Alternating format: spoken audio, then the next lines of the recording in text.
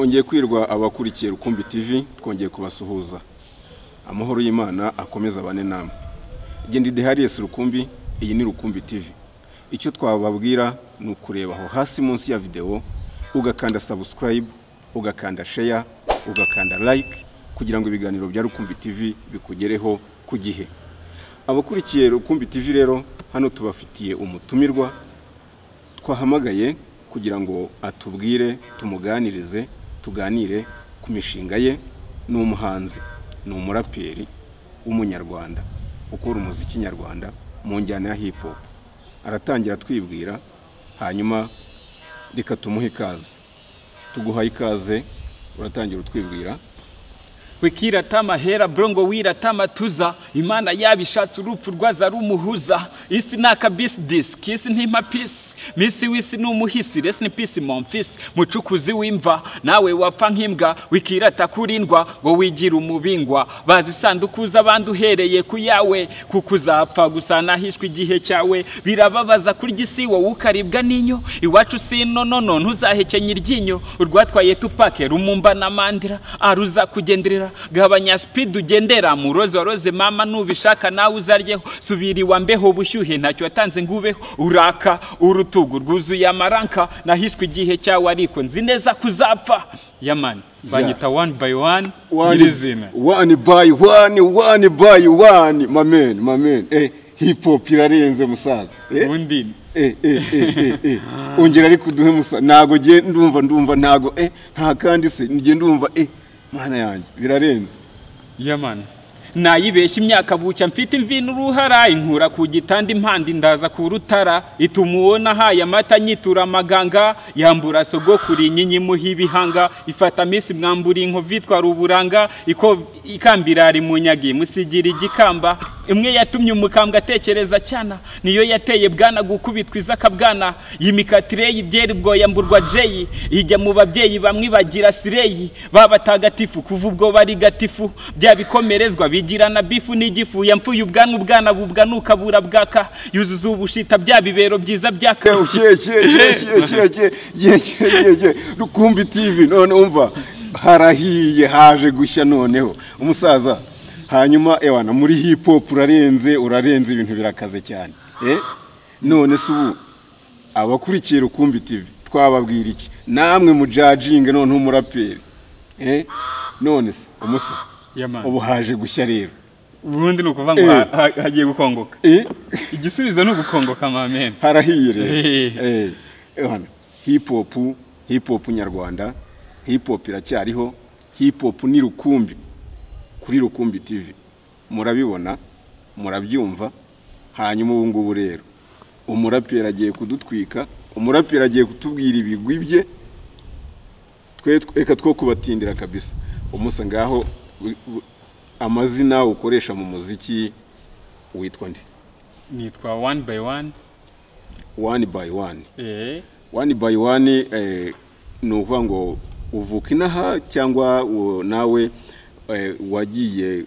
Turabizi ko mu muziki hari abantu baba bari epfyo ngiyo impano ziba zihisha ahantu ariko yamara gutera imbere akaza mu mujyi akaza kugira ngo abone ahantu azabona connection. Ese one by one yavukiye he? One by one yavutse ryari? One by one ni umusore, ni umugabo arubatse, ni umupapa? One by one ni muntu ki? One by one mu magambo arambuye no kuvuga one by one ni umuraperi, cyo nicyo cyambere. Akaba umupapa ufite umugore n'abana babiri b'abatipe. Music nayitangiye mu mwaka wa 2012 nibwo ninjiyemo neza. Ariko ngende mu bantu bajya bahamya ko music wenda uyitangirana umunsi uvuka. Kuko ndabyibuka n'amarira yanjye nge nariraga ndirimba muri cya gihe cy'ubwana. Rero n'ubusobanuro bw'uko music ushaka kuba umuntu yayivukana abuka wayidevelopa mu buryo bugaragara wenda mu gihe runaka, kuko no kuyidevelopa ari byinshi bisabwa. Ubwo rero ubushobozi bwo kuyidevelopa nizo mbaraga zo gushyigikirwa natangiye kuzigira muri 2012. Ikindi numva wambajije mvuka muri aka karere ka Bugesera uyu mujyi wa Nyamata niwo mbarizwamo ku mpamvu z'akazi na famille. Okay, uti yewe rwose na kera iyo nariraga ndirimba. Amazing. Urumva rero music, ubundi giye nkunda kuvuga ngo music ni virus. Music ni virus. Music wayivamo ariko ntiyakuvamo. Muri kamera za Rukumbi TV tubafitiye umuraperi One by One. Ni umuraperi ukaze mwabyumvise rwose. Rero banyarwanda abari hanze za USA, za China, mwese ndabizi ko mudukurikiye, za Tanzania, za Uganda, za Congo, za Burundi, mwese rero mureke dusupporting music nyarwanda. Dusupporting music nyarwanda by'umwihariko hip hop. Hip hop mu Rwanda murabizi yakoze akazi kenshi. Hip hop mu Rwanda irazwi, noneho niyo mpamvu hano dufite umuraperi. Ese One by One, hip hop mu Rwanda twese tuzi urwego hip hop mu Rwanda ari iriho, noneho tuzi n'urwo iriho ubu ngubu. Ese ubona hip hop mu Rwanda iracyarimo neza? No kuvuga ngo music ya hip hop hari igihe twayitangiye itangira tu yari injyana bubakaga ubona ko itazafatisha, igihe kiragera irafata ku kigero cyo hejuru, ahubwo ba Jay Polly wasangaga nyine abantu babakeneye bagatera ba Tom Cruise amabuye. Icyo gihe hip hop yari maze kugira isura nziza, haza kubaho igihe babandi twakita nk'abafundi bayubatse babari nabo babambere mu kuyisenya. Nge nibo mbishyiraho cyane cyane, ntago bishinza media cyangwa abaturage muri rusange bakunda iyo njyana. Baza gusa nk'abayisenye bitwara n'igihe kinini.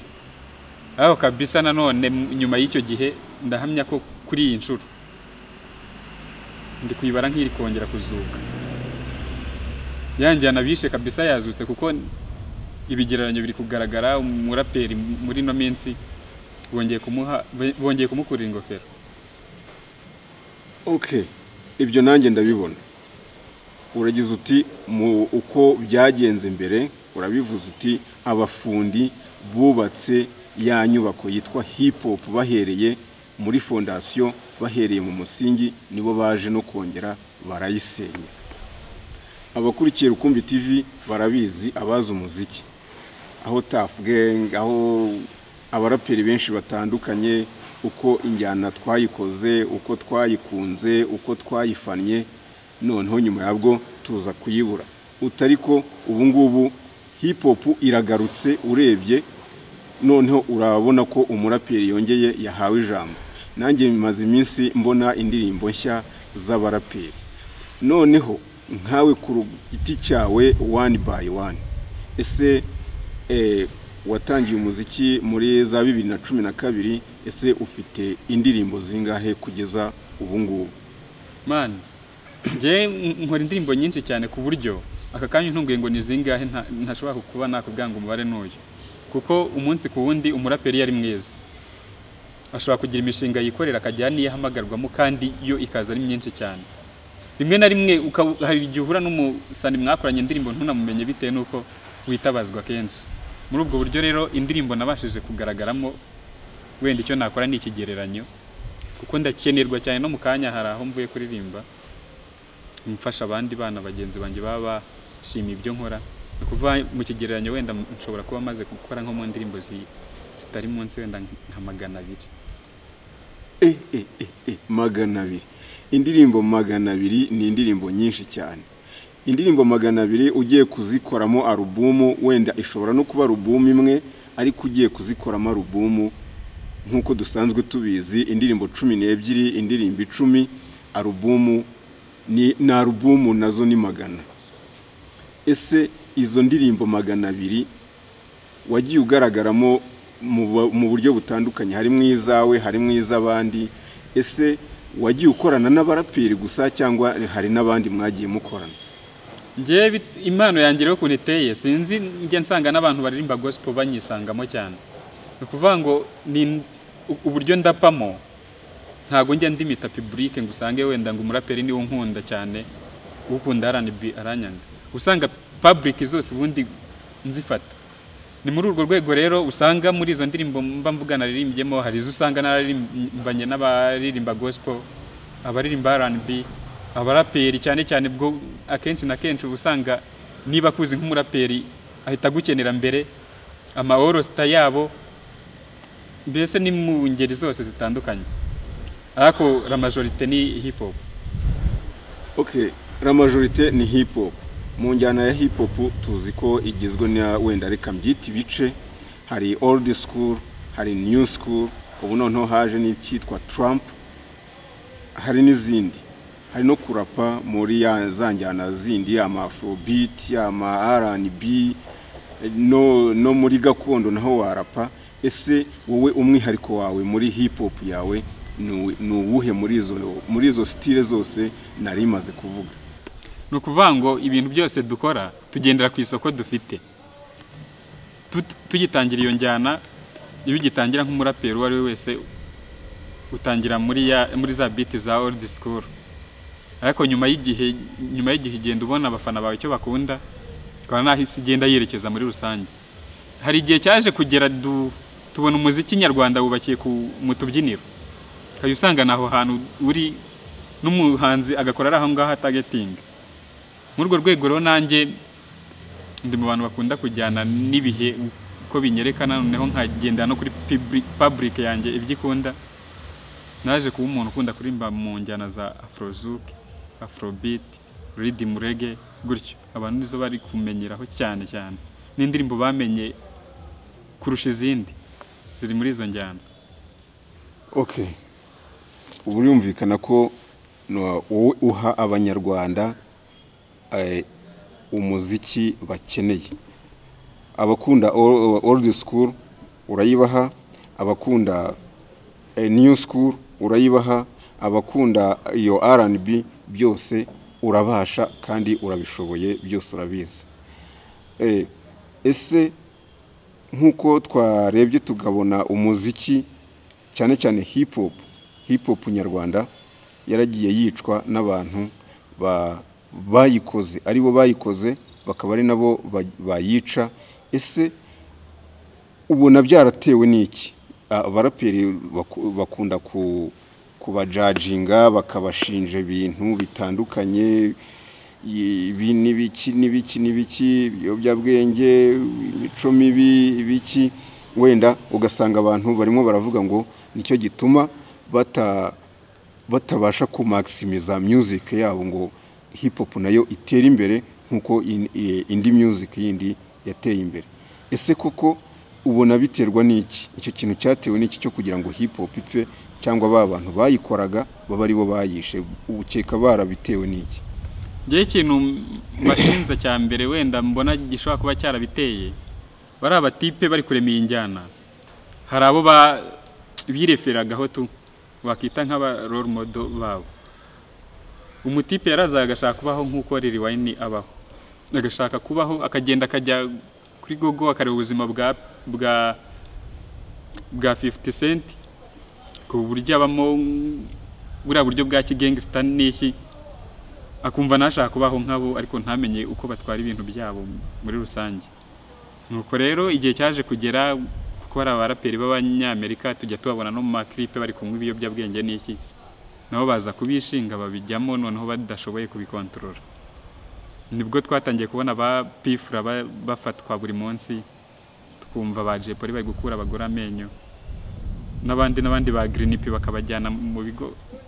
Mbese naho ngaho byagiye bipfira rimwe na rimwe. Noneho hakazamo n'abanyamakuru hari umunyamakuru wakundaga baraperi cyane na warapa ninde Paxson. Yeah, Paxson the Don. Abo bakoboyi bose baragenda akagrupe kabo, kuko no kuvuga ngo ibintu byose urabizi bijyana na generation. Iyo generation yabo yose ubwo wasangaga ni umuraperi ukaze n'umuntu azanye n'umunyamakuru ukaze, kuko abo bantu bombi kugana biba byoroshye. N'abarahuraga mu gikorwa nk'icyo rero cy'intoze cyo kubunywa ibiyobyabwenge, giye byoroshye cyane kuba abanyarwanda ukuntu tubazi ashobora kugukunda ariko no kukurekura, ashobora kukurekura mu gihe gito gishoboka bitewe nuko wamwiyeretse. aba batipe ibiyobyabwenge nibyo byabigizemo uruhare batangira kubiha agaciro kuruta ibyo bari gukora n'ibikorwa bakora noneho nyuma y'ibyo ngibyo ukajya usanga siseriye nk'ibyo bakoraga mbere bitewe nuko bamaze guta umurongo nuko hip hop yagiye icyizere kirayoyoka cy'abadushyigikiye ugasanga umubyeyi niba ugiye kwinjira muri hip hop uri umwana gutekereza ko uzaba nka P-Fla rimwe na rimwe inkunga zikabura n'iki dusa nkaho dukonjesheje injyana muri ubwo buryo. Arakoze one by one. Iyi ni Rukumbi TV igende The Highlights Rukumbi, turi mu kiganiro cy'ibyamamare abastari nkuko musanzwe mubizi kuri Rukumbi TV. Dufite rero umutumirwa wacu ni umuraperi nyarwanda mu njyana ya hip hop. Abatari bazi ko hip hop iriho, hip hop iracyariho kandi hip hop ni Rukumbi.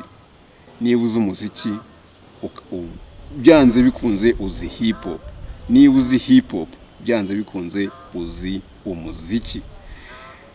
Ndi The Highlights Rukumbi, iyi ni Rukumbi TV one by one. Yeah man.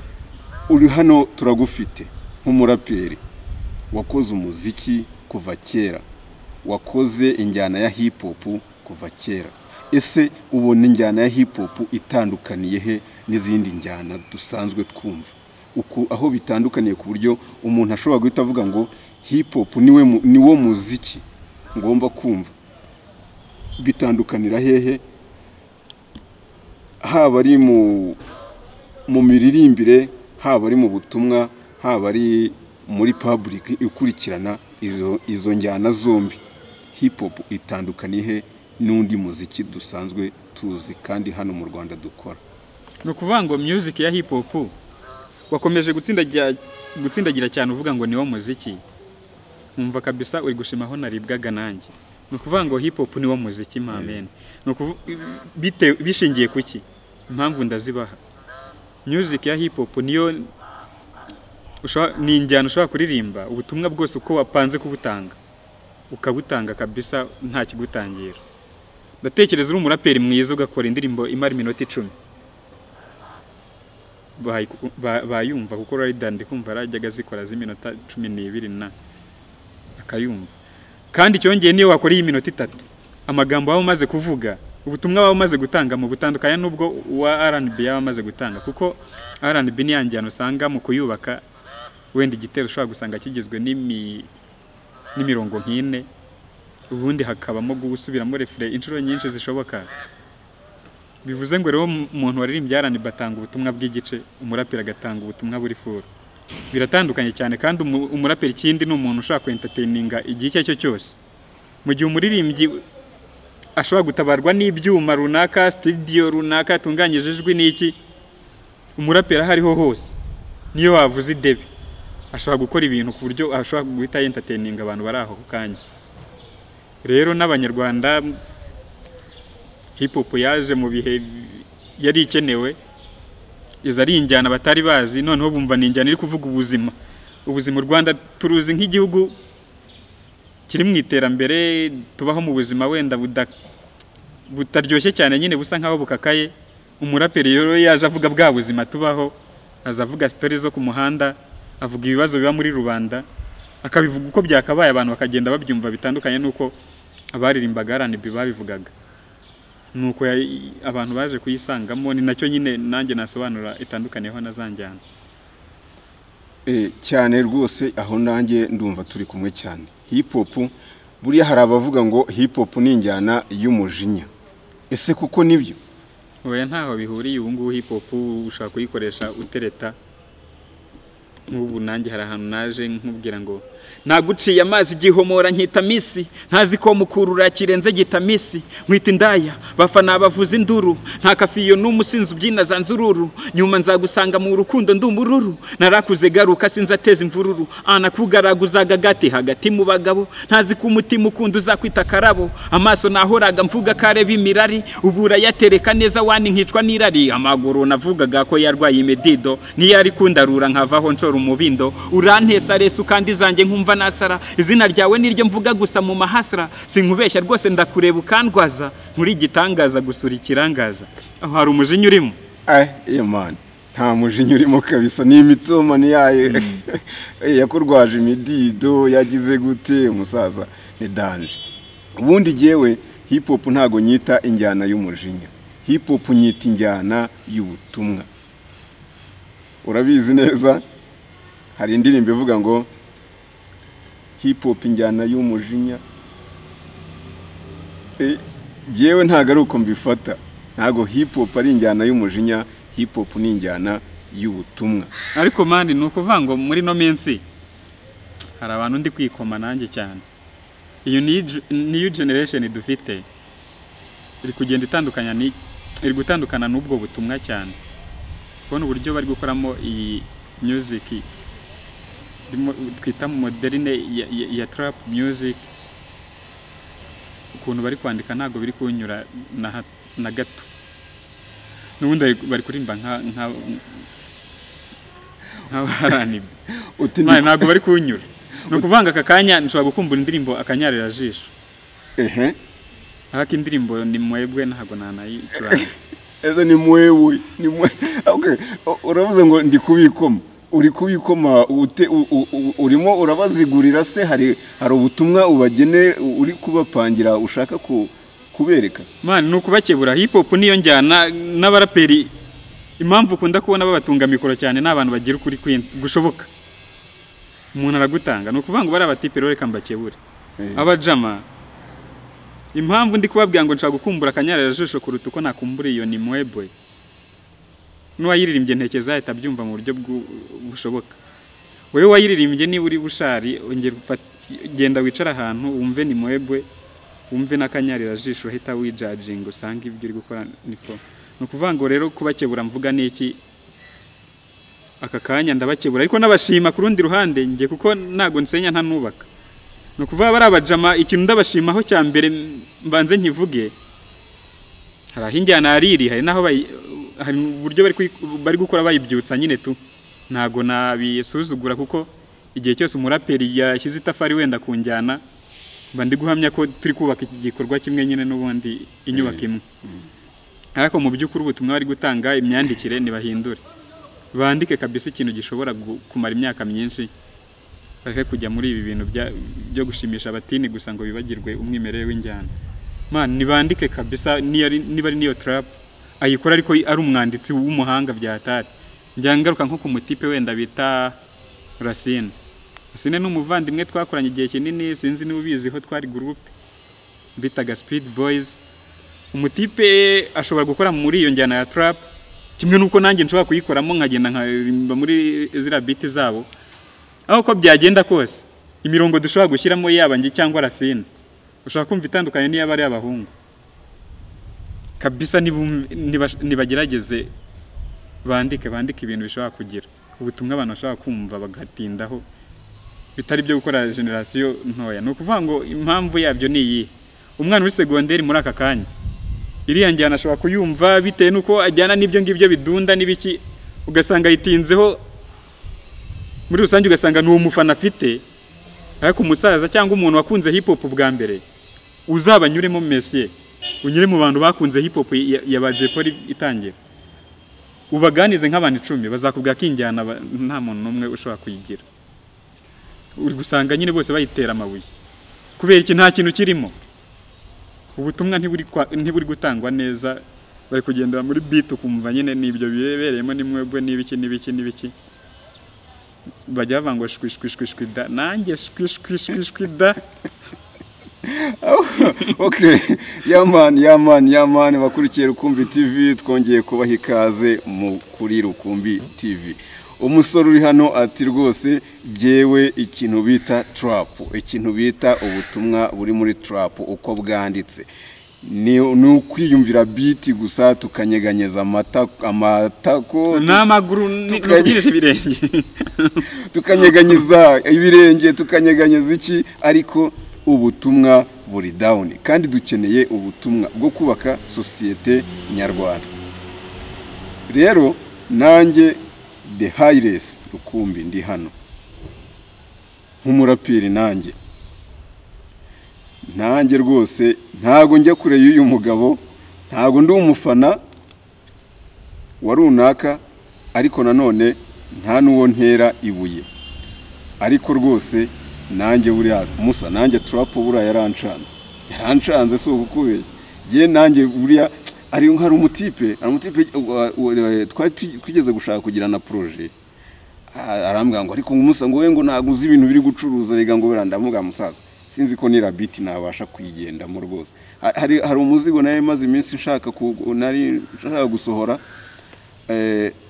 aho navugaga ngo agahinda ku mutima mu maso n'amarira tatu ku mubiri banganye ry'ababiri uwuruhara wabahanya dutaye ku gasozi kayihande kubw'urukundo rw'iyinjyane samaganya nayikoreza nde naratamiye ndakongoka sinacira ndamira nyiri umupfu ni ujya hanuka turacyanywa amatariko n'ubu ntituratanga amajwi ndavuga ntari kumana urumva koko iyi miro ntago nashyira muri Trump rwoza ntago byakunda umusaza ngo ari ngumane ngo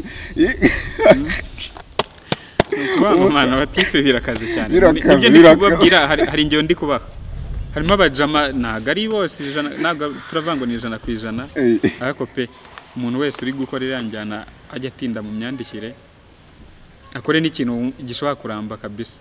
Nubwo tuvuga ngo wenda kujyana ibigezweho ni byiza cyane kugenda wirefera aho isi igeze kuko no muri Amerika na he iranjyana gucuruza, ariko pe nyuma y'ibyo ngibyo byose jya ubanza utekereze wicara urebe uvuga uti iki kintu nshobora kucyumva kangahe, ni ikintu gishobora kumvikana mbese mu myaka ingahe.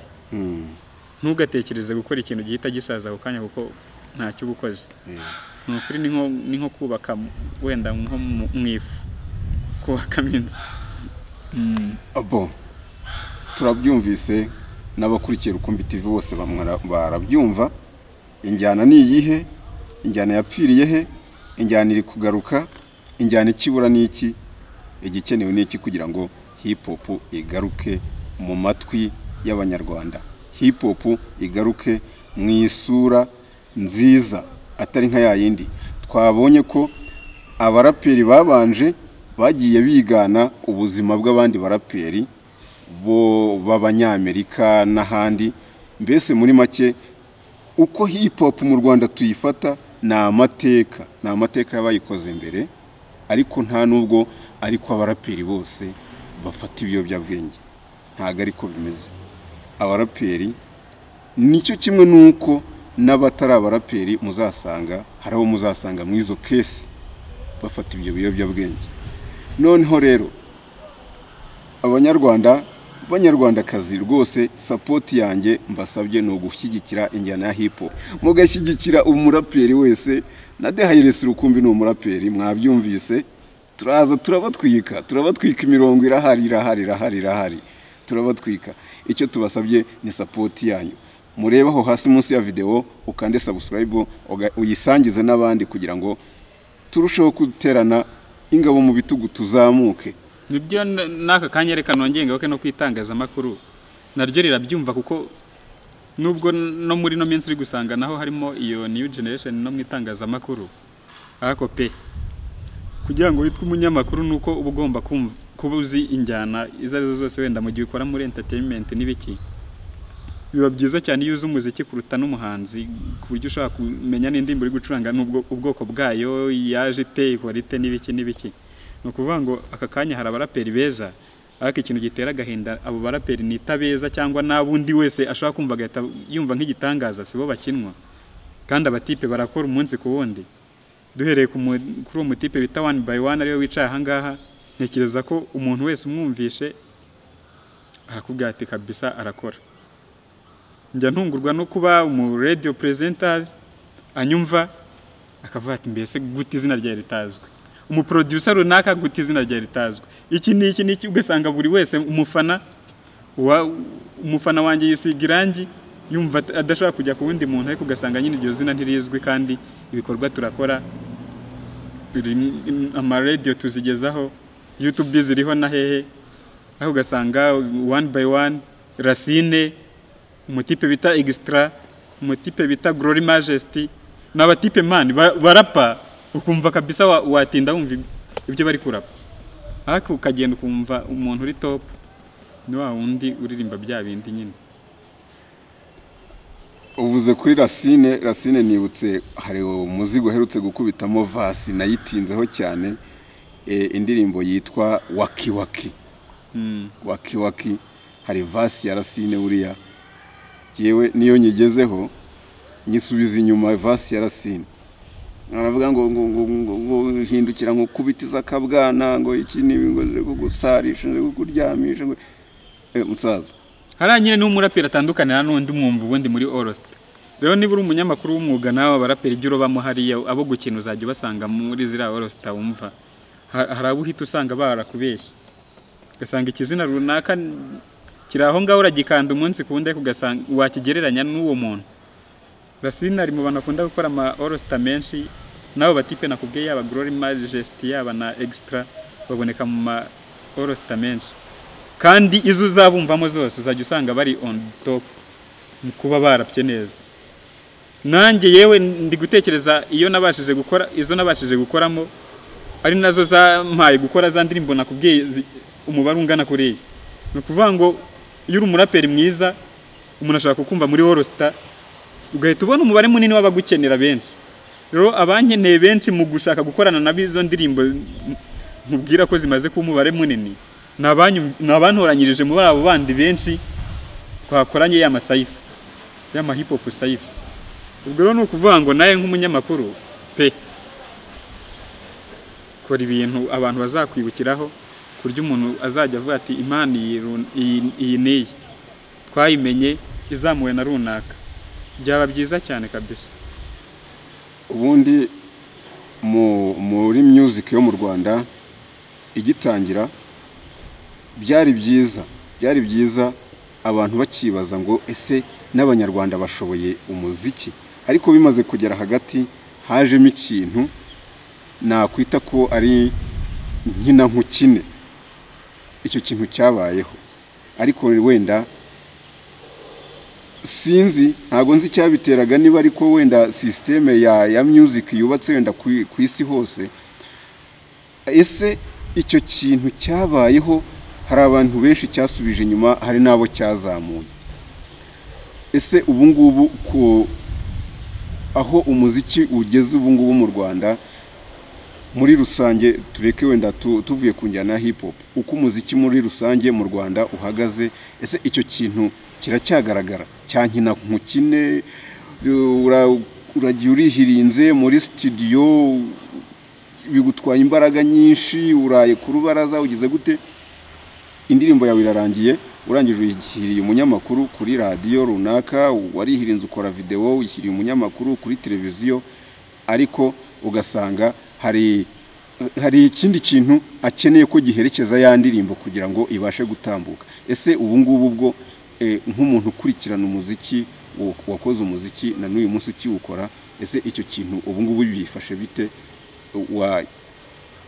byo bigezehe bimeze bite ishusho wagiha niyihe ubu ngubu muri iki gihe turimo? Ko gahinda mfite na n'uyu munsi no kuvanga abatipe babyica babyizi babandi bose nashinjije bya bindi byo kuvuga ngo ashaka gukina umuntu runaka yirengagije undi muntu bize. So kuvuga ngo babandi ibyo bakora ntibyace mu matwi yabo ntibyabashije kubageraho, ahubwo turi mu isi noneho ikunze ifaranga kuruta ibindi bintu.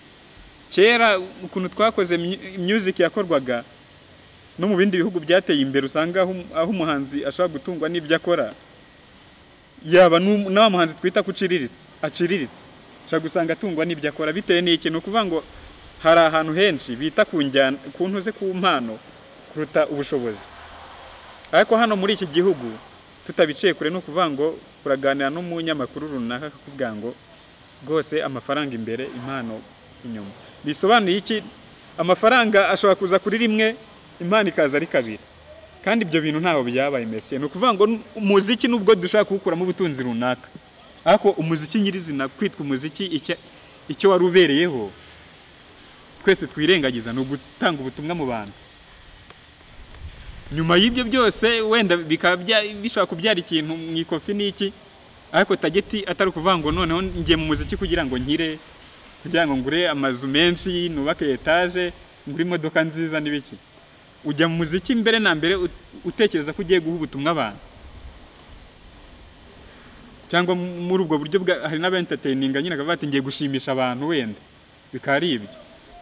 Rero nukuvuga ngo ibyo byajeho abanyamakuru bamaze kwica umuziki gutyo sinzi niba navuga ko ari ubukene mu itangazamakuru ariko ni n'ubukene reka mbitsindagire kuko nta kuntu bwatari ubukene umunyamakuru runaka twemera wiyubashye izina rye rizwi twumva kenshi aganire n'umwana mubwiye ngo mpa gitanu ibihumbi 5 si amafaranga arahindura ubuzima bwe uvuye ngo aramukijije ariko atumye ahemuka akimye cya kintu umuntu ashobora kumva mu matwi ye hakaba havamo amaraso bitewe n'uburyo ari kibi kimeze nka virusi akagikina ku bihumbi 5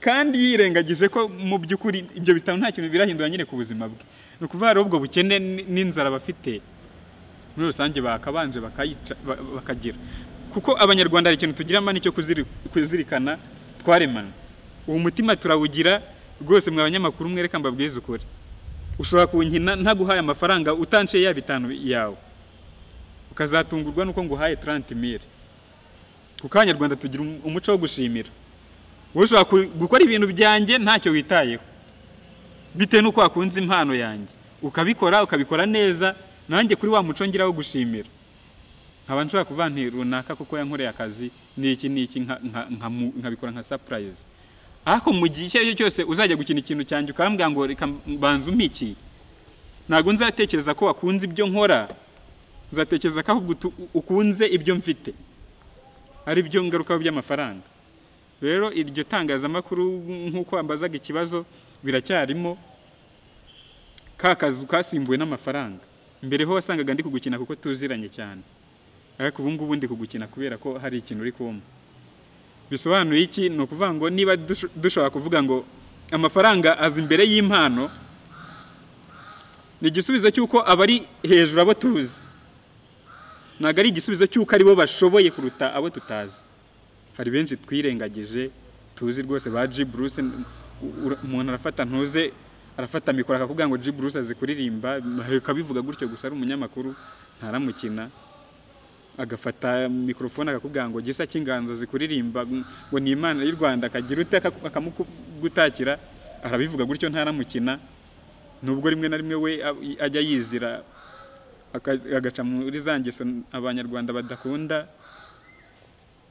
ariko mu by'ukuri pe icyo navuga man amafaranga biyarebaho cyane pe kuko nkuko ndi kubivuga umunyarwanda agira umuco wo gushimira kintu umwana kuko ashoboye kandi ushimirwa ntago abikora avuga ngo ngazanshimira urabikora nyine tu nka passion yawe n'iryo tangazamakuru ugomba kurifata nka passion yawe ukabikora nk'umuntu bikunze utari gashaka buhake nyine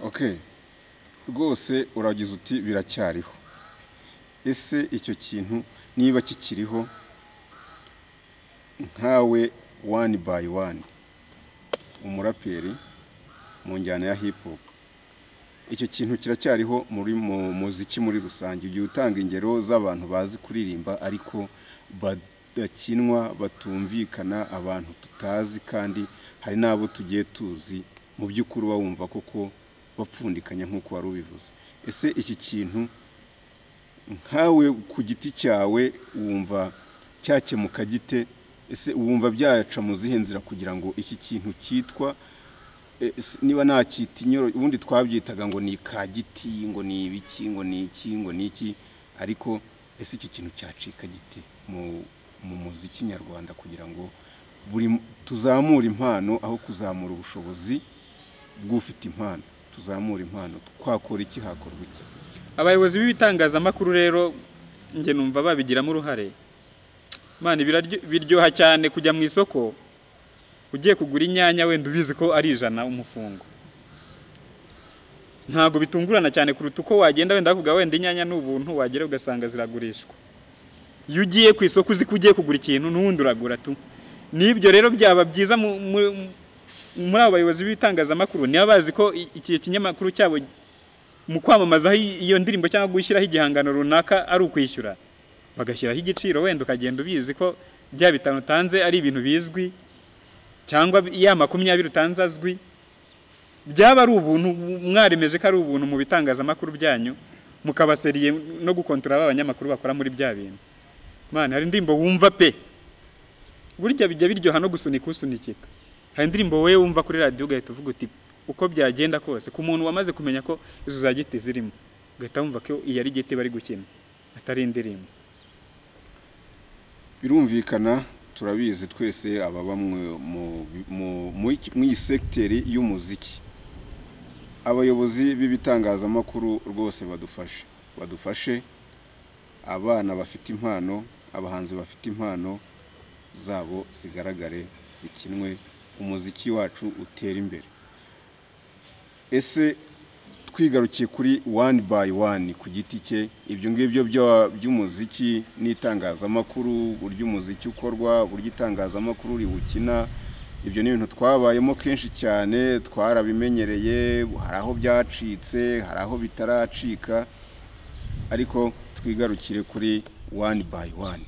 Ese one by one, umuraperi wireferaho haba ari mu Rwanda, haba ari ku isi, ahari hose, ninde ukwinspira ku buryo uvuga uti uyu muntu rwose arankoma pe? Ninde? Naje nkunda umusani bita General, ni mu Rwanda, nge nta nubwo nigeze ntekereza cyane muri Amerika, kuko ndi mu bantu bagiye bakunda ibyo ba Grafre bagiye bakora, mbiha n'agaciro tu. Ni ukuvuga ngo Negdi de General namukundaga cyane, nkakunda na Green P.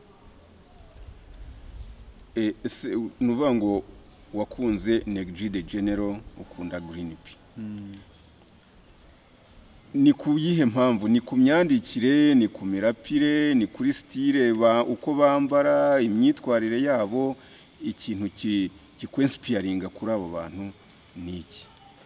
Man, nge music nayo nge nyifata nk'ibiryo cyangwa ikinyobwa runaka kiryoha.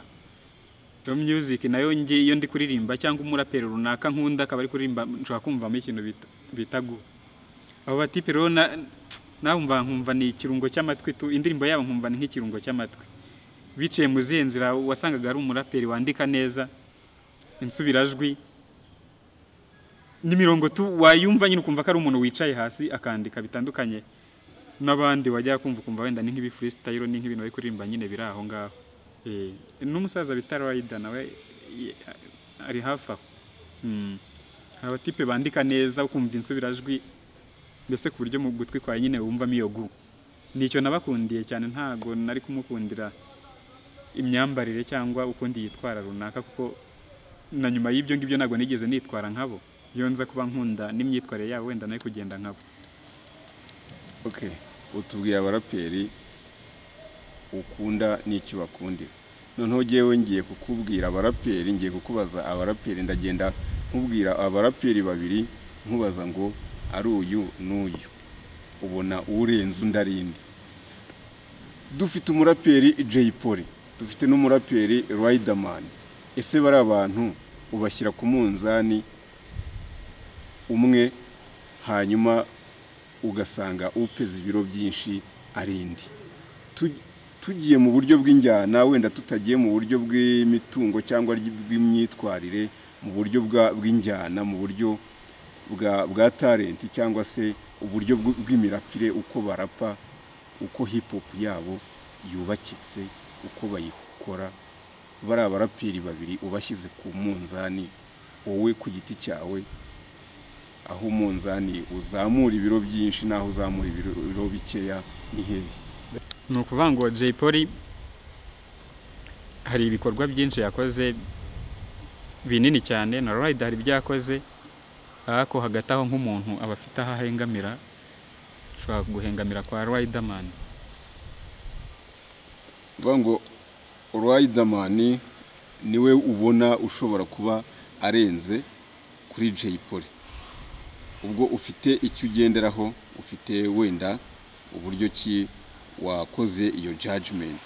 Hari abandi si ibanga, ntago ari ibanga, no kuvuga ngo ngewe ikintu mba ndebaho cyane nk'umunyamuziki, niyo ntago ndeba ku kintu cyo kwentertaininga abantu runaka. No kuvuga ngo Jay Polly wasangaga hari igice runaka kimukunda, ni ibintu byagaragara, ugasanga nyine tu n'urubyiruko runaka ari nabyo byagiye bibaho mu matora, ugasanga bari kuvuga wenda nka Tom Close yamwibye yageze ute, kandi biri guterwa na public gukunda ni iyihe. Nka Riderman rero ni wa muraperi ushaka gusanga umuntu wumva arani bashobora kumwumva, ikirara kikamwumva, no wa muntu nyine ukunda rap muri rusange nawe akamwumva kandi mbese abantu bose bakunda injyana zose birashoboka cyane ko bakunda Riderman ariko bikagorana cyane ko bakumva Jay Polly. Uti biragorana kugira ngo abantu bakurikira Jay Polly uburyo we atwara injyana ye bakurikire uburyo Riderman atwara injyana ye. Dufite abandi baraperi, hari umuraperi bita Diplomate n'umuraperi bita Bulldog. Ese bari abaraperi ubagereranya ute? No kuvuga ngo habaho ibyiza akabaho n'ibyiza cyane. Aho ngaho rero nyine biba bikaze cyane duhere kuri kibazo cya mbambaje cya Jay na Rider. N'abantu bose bakaze ariko nyine ndagenda ngusubiza nkuko mbyumva. No kuvuga rero umbajije Bulldog ni ikinyamaswa kinini ariko Diplomate akaba ikinyamaswa kinini cyane. Nshingiye kuki ndajya mpita mbaho na experience mo gake no kuvuga ngo ngiye nk'umuhanzi ukuri kumbaza nk'umuhanzi abahanzi dutinya abantu bazi kwandika. Bulldog n'umwanditsi mwiza ariko Diplomate akaba umwanditsi mwiza cyane kabisa u Rwanda rufite. Bulldog mwambura ingofero nkayambika Diplomate. Niko bimeze ubatandukanyiriza mu myandikire nkuko wari umaze kubivuga. Dufite abaraperi benshi ngereranyiriza umuraperi bita Green P n'umuraperi bita Fireman. Aho n'uruca abana kabisa Green P nawe ararenze cyane, arenze Fire afite igice kimukunda ndabizi ni tugiye no kuvuga wenda ngo wamenyekanye cyane ntago nshobora gutinya kukubwira ko Fireman yamenyekanye cyane kuruta uko Green P yamenyekanye na fame afite ishobora kuruta wenda ya Green. Ubwo wenda ingero zirahurira na za ndirimbo zagiye ziba zimenyekana cyane wenda bagiye bakora. Fireman yakoze indirimbo zamenyekanye cyane kuruta izo Green yakoze. Ariko mu by'ukuri umuraperi wese wo muri iki gihugu ni gake ushobora kumubaza kuri Green akakubwira ko atamwemera. Noneho nayanjyana we ntajya arekura, aracyayirimo ntarekura tu n'umuntu wavuze ngo azemera b'umucakara wayo. Ni ikinege cya hip hop, icyo nicyo kintu twese tuzi. Green ni ikinege cya hip hop, The Highest ni hip hop rukumbi, One by One ni one muri hip hop, akaba nanone one muri hip hop. Nuko bimeze, izo nizo siroga zabo basore uko mbababwiye. Rero arakoze cyane One by One, umuraperi w'umunyarwanda dufite muri iki gihugu ubizi cyane. Twongeye kubabwira ngo kuri subscribe kuri Rukumbi TV kugira ngo ibiganiro bijye bibageraho ku gihe. Ni The Highest Rukumbi, turi kumwe na One by One. One by One ugiye kutubwira noneho, ngiye kukubaza utubazo tumwe umuntu buriya n'inshuti yawe yanakubaza kugira ngo imenye uburyo igutwara, imenye uburyo iguhake, reka mbyite gutyo. One by One ukunda kurya iki? Umpaye ifi wawe ukoze cyane. Okay. Uti uguhaye ifi yawe wakoze cyane. Ukunda kunywa iki? Kunywa n'amazi n'amazi gusa muri rusange abantu banziho ibiryohera nyine ibinyobwa abana bakunda nibyo nanjye nkunda. Agasembuye wa zero, agasembuye ntago njya nkabasha, nta nubwo nigeze nkabasha. Ko tuzi ko abaraperi bifunga ku bintu bikaze cyane, wowe n'ukubera iki? Niho ntandukaniye nabo nyine no kuvuga ngo iryo ni itandukaniro riri hagati ya One by One n'undi muraperi wari wese. Ngiye nkaba mbibonamo n'imigisha myinshi kuko no kuvuga ngo nubwo izina ryanjye ritaremereye cyane, usibye ko wenda mu bice bimwe na bimwe by'igihugu ntekereza ko ririmo bitewe nuko uburyo nzamamazamo birashoboka cyane ko nta karere ushaka kujyamo wenda ngo uburemo umuntu nzi.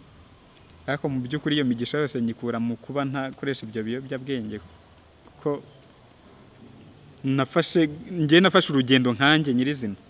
Ntago nigeze ntekereza kugenda nka runaka, kandi cyongeye niyo ntaza kuba umuraperi ubuzima nari kuba ndimo icyo gihe n'ubundi nibwo nakomeje kubamo njye. Ntago ndi muri babandi babyacitse mvuye ngo nabamuhanzi ngiye gutangira ngende gutya. ikintu mpa agaciro nuko ndi umuntu kandi igihe icyo ari cyo cyose umuntu uwo ari we wese nubwo twikora biriya ugasanga uri kwikarakasa runaka ugasanga wenda wambaye ubusa kuri Instagram kugira ngo ushimishe public runaka, tuvuka mu muryango kandi umuryango nyarwanda utinda kuri byinshi. Ikindi ngerageza kureba kure kuko ibyo nkora byose mba ntekereza ko nanjye hari abantu ninspira.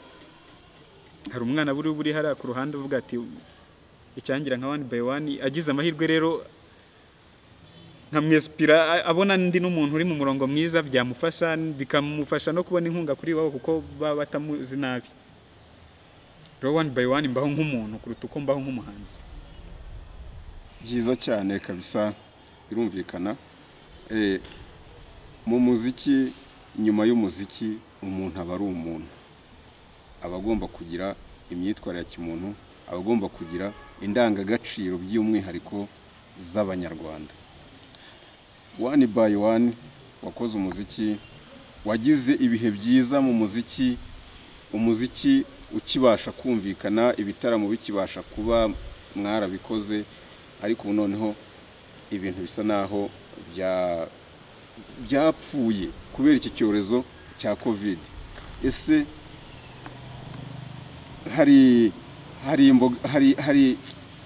hari imbogamizi wowe iki cyorezo cya COVID kigeze kigutera mu muziki wawe? Hari igihombo byaguteye kuba iki cyorezo cyaraje by'umwihariko ku giti cyawe nka one by one? No kuvuga ngo imbogamizi cyangizeho ni ya yindi wenda navuga rusange mu bantu. Nyine icyorezo ni icyorezo direct, ntago dushaka kucyita ikintu cyiza. Ikibiro rero cyose iyo kigeze mu bantu nyine kiba ari kibi. Ariko mu bukungu nge ntacyo nago bwigeze buhungabana kuko nagize amahirwe menshi cyane. Ni nabwo nabashije kumenya burya uwo ndiwe.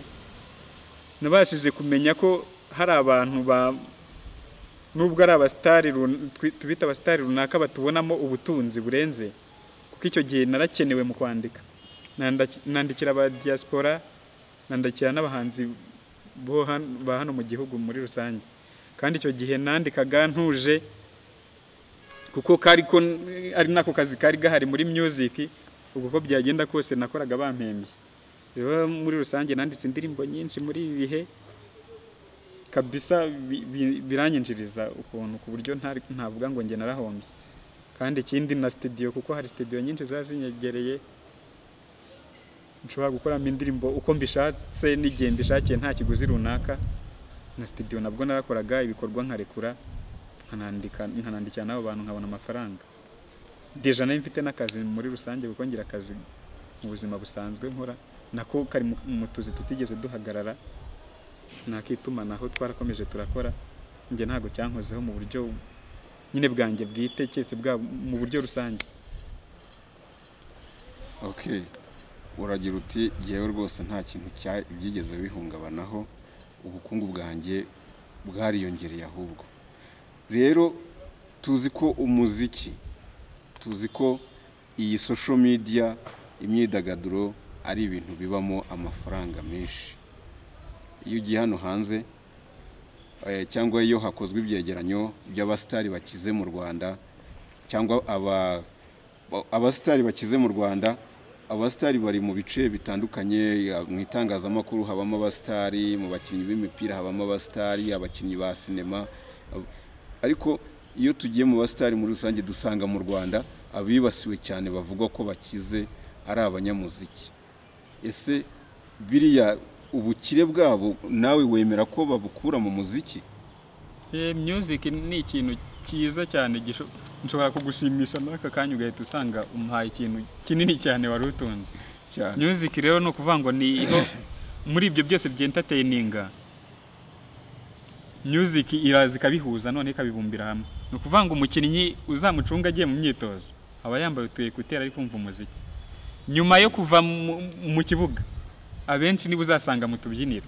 Bivuze ngo rero nubwo bihura muri icyo kintu bita entertainment, nanone music iragenda ikaza ikaba ikintu nyine gishobora guhuza bya bintu byose ko byagenda kose. Nta hantu ushobora gukwepera umuziki. Ariko biroroshye cyane gukwepa football mu buryo bwo kuyireba cyangwa iki, izo za volleyball za tennis n'ibiki byose biroroshye cyane kubikwepa. Tunagereranyije wenda dufashe n'ikigero ku isi hose, mbona isi isa nkaho igendera kuri USA, akenshi ibitekerezo byabo bisa nkaho ari byo tugenderaho. Ufashe nk'umusitari muri USA ushobora no kumubaza umukinnyi runaka muri football ugasanga ntawazi, kandi we watekereza ko isi yose imuzi. Nukuvuga rero bisobanuye iki? Ariko byatungurana cyane kubaza wa mukinnyi uwo nguwo mbigarutseho, uwo mukinnyi ukaze kumubaza umuhanzi uzwi runaka nyine ugasanga ntawazi, biragoye. Rero no kuvuga ngo ahantu iyo harimo fame n'amafaranga araboneka cyane ku kigero cyo hejuru. Ngenda mbigiranya na hano mu Rwanda wenda tukivuga ngo music yacu iracumbagira, ndi mu bantu bagiye bagerageza gusura inzu z'abastari nk'iyo ku mukinnyi runaka nkara n'umuhanzi runaka, n'inyubako usanga zitandukanye, kandi abanyarwanda urabizi umuntu afite amafaranga atura heza.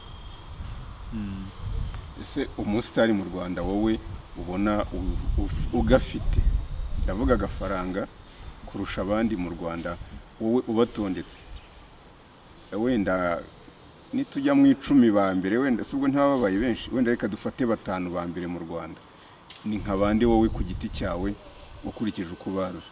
No kuvuga ngo rero man, ntago ndi mu bantu batajya binjira mu ikofi y'undi muntu, kandi biranagorana cyane uko muri society hari abantu ushobora gusanga pe ashaka kukwiyereka mu buryo runaka ukabona arakanganye, kandi pe nta cyasigaye nyuma, ugasanga hari n'abandi bantu batsimba ubuzima bwabo ugasanga pe baracecetse. Gusa nk'umuhanzi umuntu abagomba gukoresha ubwenge yahawe n'Imana, n'ubwo bwenge public imubonamo.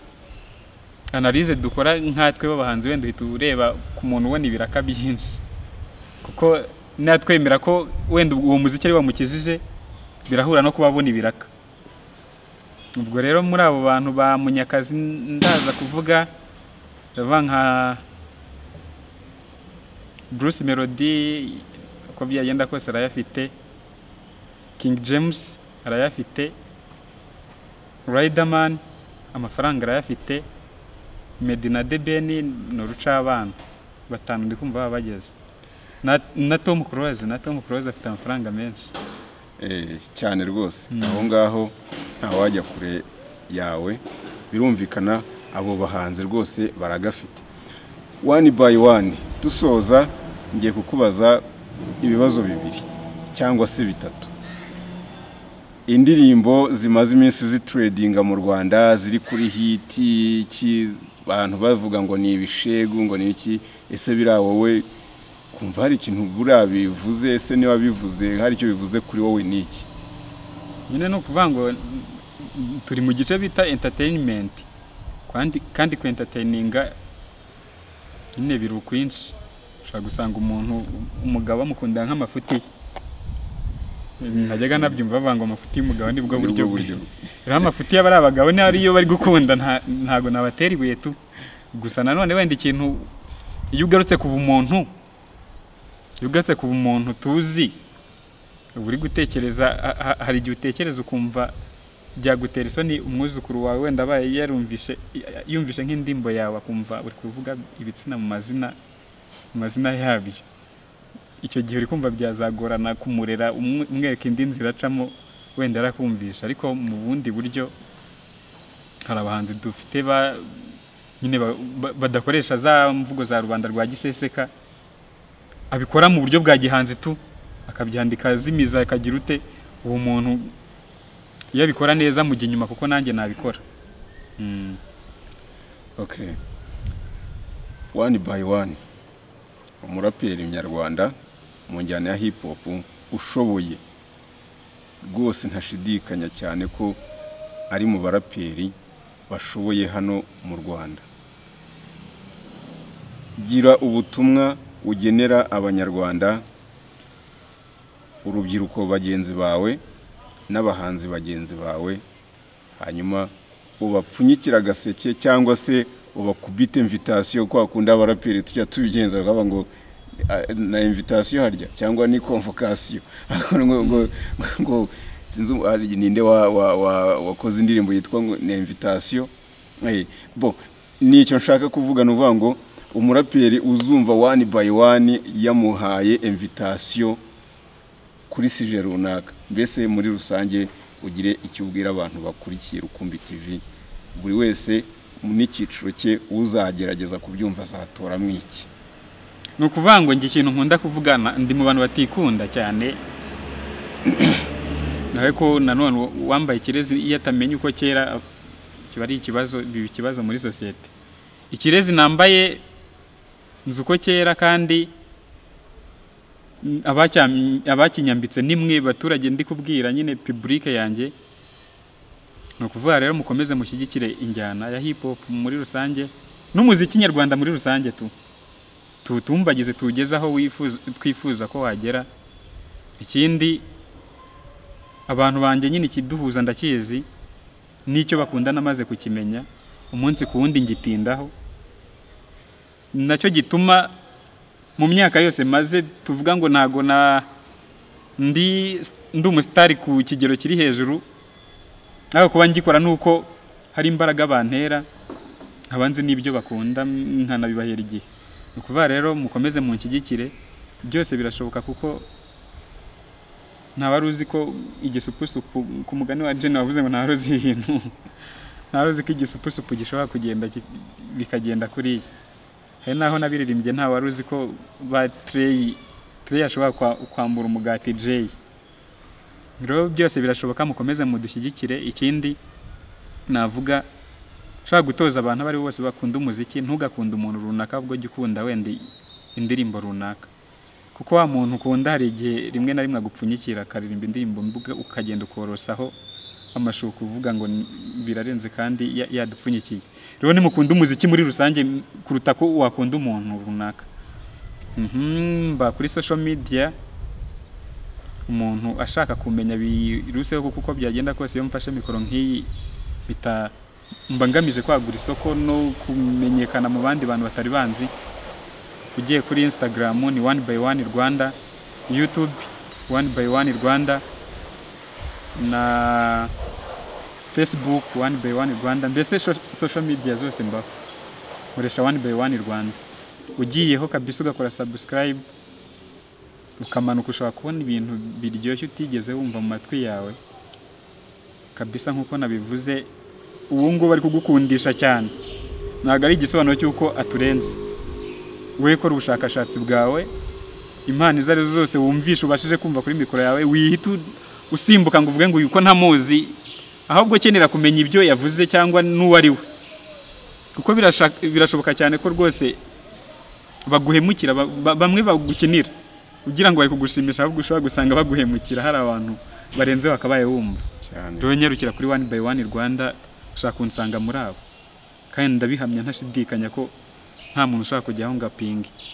Hari indirimbo nyinshi nagiye nkorana n'aba star bagenda bakunda, hari zo nakoranye na Green P, hariyo nakoranye na Ivan Impano ebyiri, Gisa cy'inganzo dufitanye indirimbo, hari amahoro star na ba Racine na ba Glory Majesty na ba Extra na ba Generous 44, ni benshi cyane ba G Bruce dufitanye indirimbo, zose ziboneka aho ngaho kandi n'indirimbo nziza cyane umuntu yakumva zitandukanye nizo bari kumva muri no minsi. C'est vrai. Rero kabisa mukomeze mudushyigikire, kandi ndashimira itangazamakuru rimwe na rimwe rirenga bya bitangazamakuru bikunda amafaranga bikemera kudusanga ntacyo tubahaye, birimo namwe Rukumbi. Buriya unyarutse unkunze ugakanda subscribe kuri one by one, ugahita ujya no kuri Rukumbi TV ugahita uyikora, wabukoze byinshi cyane kuko n'abantu bafite gahunda yo kubaka umuziki nyarwanda. Murakoze cyane. Ati jya kuri one by one kuri YouTube ukande subscribe, jya kuri Rukumbi TV ukande subscribe, uraba uri gushyiraho itafari ku muziki nyarwanda. One by one, akantu kanyuma ko gusoza mu ndirimbo yawe wumva uhisemo, hanyuma ku buryo abakurikiye Rukumbi TV bari busigare bumva kuko ari byo ndi bavuga ngo akaryoshye ntigahora mwitamo. Twagiye. Umva uyu munsi urahumura ariko ejo wananuka, igihe nze kuri wowe n'uwo mwuka uhumeka, iminsi hishe byinshi byo nariye nibyo byanjye, wirushywa no gutega imitego inzira zanjye, uwituniye ku muryango wanjye rwatwaye se, kwirimba impafite ikibanza nawe uragifite se, mva nkubwire ye muko ntiwizere mukorogo, aha turi si mu rugo oroha mu mvugo, rugufasha umuhogo waca naho bya bisigo, ntirureba etaje rwaje rwica mariage, umurage warwo nukuduteza amatage, ucura icumu ryo kwica ukazicwa n'ihwasi, ngiye waruzanye nshuti utanyumvuka nyiha, mupfumu nawe uzapfa, rupfu nawe pfa, shitani nawe uzapfa, washutse benshi pfa uzapfa. Harahiye koko nkuko bajya babivuga uti ewana wishinze ama etage rwica mariage, sinzi n'ibindi byinshi cyane. Umuraperi uri hano ararinze banyarwanda. Icyo nababwira cyo nuko umuziki nyarwanda, hip hop nyarwanda ikeneye support yanyu abanyarwanda. Iyi ni Rukumbi TV, genda The Highest Rukumbi, nyarukira kuri Rukumbi TV ukore subscribe. Ibiganiro bya Rukumbi TV birakomeje, ubudusubikiye aha nakagaruka. Murakoze, Imana ibarinde, mbakuriye ingofero mwese. The Highest Rukumbi, Rukumbi TV. Ciao.